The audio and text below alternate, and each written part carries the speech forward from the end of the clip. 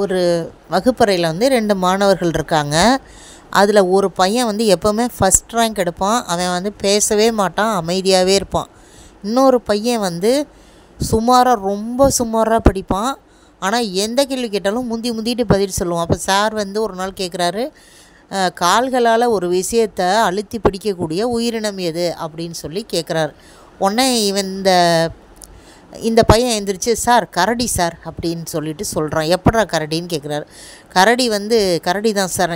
தப்பான பதில்டா, உட்காருடா அப்படின்னு சொல்லிட்டு அந்த நல்லா படிக்கிற பையனை எழுப்பிட்டு நீ சொல்லுப்பாங்கிறாரு. அவன் சார் நண்டு சார் அப்படின்னு கரெக்டான பதில் சொல்கிறான். உடனே இவன் எழுந்திரிச்சு ஆர்கியூமெண்ட் பண்ணுறான். சார் எங்கள் பாட்டி கதை சொன்னாங்க, அதில் கரடி வந்து யாராவது மனிதர்கள் அம்பிட்டாங்கன்னா அவங்கள போய் கட்டி பிடிச்சி கால்களால் கட்டி பிடிச்சிக்கும், அவங்க செத்தவொடனே தான் உடனே எங்கள் பாட்டி சொல்லியிருக்காங்கன்னு ஆர்கியூமெண்ட் பண்ணுறான். நீ உட்காருடா, நீ எதுக்கு எடுத்தாலும் இப்படி எக்கத்தப்பாக பதில் சொல்லி கிளாஸ் டயத்தை வேஸ்ட் பண்ணாத, உட்காரு அப்படின்னு உட்கார வச்சிடுறாரு. இப்போ இப்படியே வந்து அவன் எந்த கேள்வி கேட்டாலும் இதே மாதிரி ஒரு பதிலை சொல்லி எனக்கு தெரிஞ்சது இதுதான், இது கரெக்டு தான், எனக்கு தெரிஞ்சதை நான் சொல்லுவேன் இப்படியே சொல்லிக்கிட்டு அவனா எல்லோரும் சிரிக்கிறது, கேலியும் கிண்டலும் இப்படியே லைஃப் ஓடுது. இதுக்கப்புறம் வந்து அவன் 10வது முடிச்சுட்டு அவன் அதோட படிப்பேறலன்னு போயிடுறான். இவன் படித்து டாக்டர் ஆகிடுறான். இப்போ அந்த ஆசிரியர் வந்து ஒரு நாள் ஒரு 10 இயர்ஸ் கழித்து ஒரு டிவி பார்த்துட்ருக்கார்.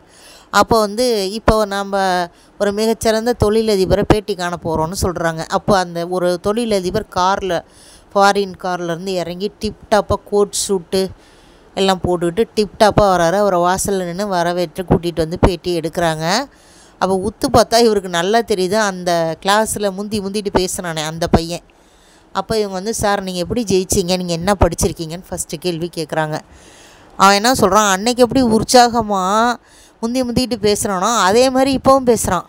நான் வந்து 10வது தான் படிச்சிருக்கேன், எனக்கு அதுக்கு மேலே படிப்பு ஏறல, அதனால் நான் வந்துட்டு என்ன பண்ணேன், எங்கள் அண்ணன் ஒருத்தர் காய்கறி கடை வச்சுருந்தாரு, அவர் கடையில் போய் ஹெல்ப் பண்ணியிருக்கேன், நமக்கு தான் காய்கறி வியாபாரம் தெரியுமே அப்படின்னு நினச்சிக்கிட்டு நான் ஒரு கடை வைக்கலான்னு போய் எல்லாம் வாங்கிட்டு வந்து விற்க ஆரம்பித்தேன். முதல்ல தக்காளி வாங்கினேன். அப்போ வெளியில் தக்காளி 40 ரூபாய்க்கு விற்றுக்கிட்டு இருந்தாங்க. எல்லா வியாபாரிகளும் சொல்லி வச்சு ஒரே மாதிரி விற்றுக்கிட்டு இருந்தாங்க.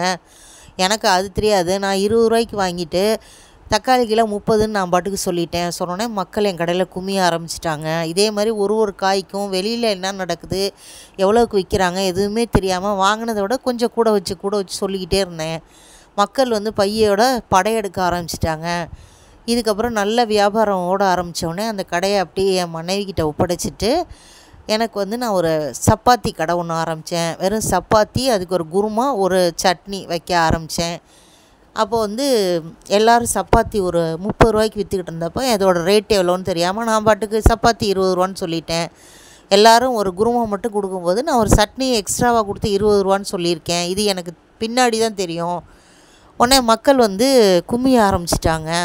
திரும்பவும் எனக்கு பணம் எல்லாம் கொட்டுது, எனக்கு வந்து இடம் பத்தல, அதனால் காய்கறி கடையும் இதையும் நல்லா ஒரு ஹை லெவலில் ஒரு 5000 ஸ்கொயர் ஃபீட்டில் இந்த ஹோட்டலையும் இதையும் வைக்கிறேன். ஆனால் வெறும் சப்பாத்தி மட்டும்தான் சேல்ஸ் பண்ணிக்கிட்டு இருந்தேன். அதுக்கே எனக்கு பணம் கொட்டுன்னு கொட்ட ஆரம்பிச்சிருச்சு. சரி ஓகேன்ட்டு ஒரு ஃப்ரெண்டை பார்த்துக்க சொல்லிட்டு ஒரு டீ கடை வைக்கலாம் அப்படின்னு முடிவு பண்ணி டீ கடை வச்சேன். அப்போவும் வந்து இப்போ இருக்கிறவங்கெல்லாம் எவ்வளோ தண்ணி ஊற்றுறாங்க, என்ன மாதிரி தரமில்லாத டீ தூள் யூஸ் பண்ணுறாங்க, இதெல்லாம் எனக்கு தெரியாமல் நான் எப்போவும் நம்ம எப்படி வீட்டில் போடுவோமோ அது மாதிரி தரமான பொருள்களை வச்சு டீ ரெடி பண்ணிவிட்டு கொடுக்க ஆரம்பித்தேன். இப்போ வந்து 2 கடையில் என்னை பார்த்த மக்கள் என் தலையை கண்டோடனே இவர்கிட்ட பொருள்கள் தரமாக இருக்கும், இவர்கிட்ட வந்து விலை கம்மியாக இருக்கும்னு சொல்லிட்டு என் தலையை பார்த்தோன்னே குமிய ஆரம்பிச்சிட்டாங்க.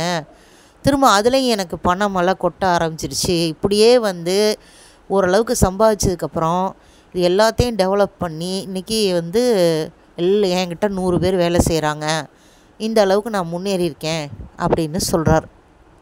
அப்போ தான் அந்த ஆசிரியர் நினைக்கிறாரு, இவன் எப்படி முன்னேறினான் அப்படின்னா அன்னைக்கு எப்படி முந்திக்கிட்டு வந்து பேசுனானோ அதே குணம்தான் இவனை வந்து முன்னேற்றி விட்டுருக்குது. சரி, அப்போ பேசாமலே இருந்தானே ஒரு பையன், அவன் என்ன ஆனா அப்படின்னு சொல்லி பார்க்கலான்னு பார்த்துட்டு அவனை நேர்லேயே போய் பார்க்குறாரு. அவன் டாக்டராக இருக்கான் ஒரு ஹாஸ்பிட்டலில். இவர் வாலண்டியராக போய் பார்க்குறாரு, இவன் குணம் என்னான்னு தெரிஞ்சுக்கலான்னு. நீ எப்படிப்பா இருக்க, என்ன செய்கிறேன்னு கேட்குறாரு.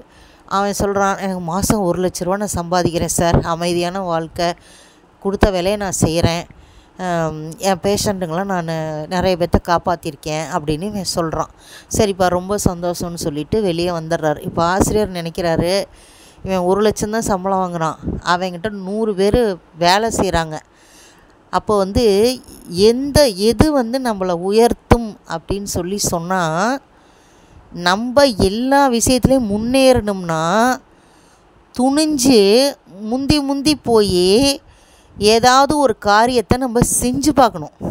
நமக்கு லாபம் வருதா நஷ்டம் வருதாங்கிறது செஞ்சு பார்க்கணும். கரை மேலேயே நின்றுக்கிட்டு பயந்துக்கிட்டே கிடக்கக்கூடாது. அந்த மாதிரி இருக்கவங்க வாழ்க்கையில் ஜெயிக்கவே முடியாது. ஃப்ரெண்ட்ஸ், ப்ளீஸ் சப்ஸ்கிரைப் பண்ணுங்கள்.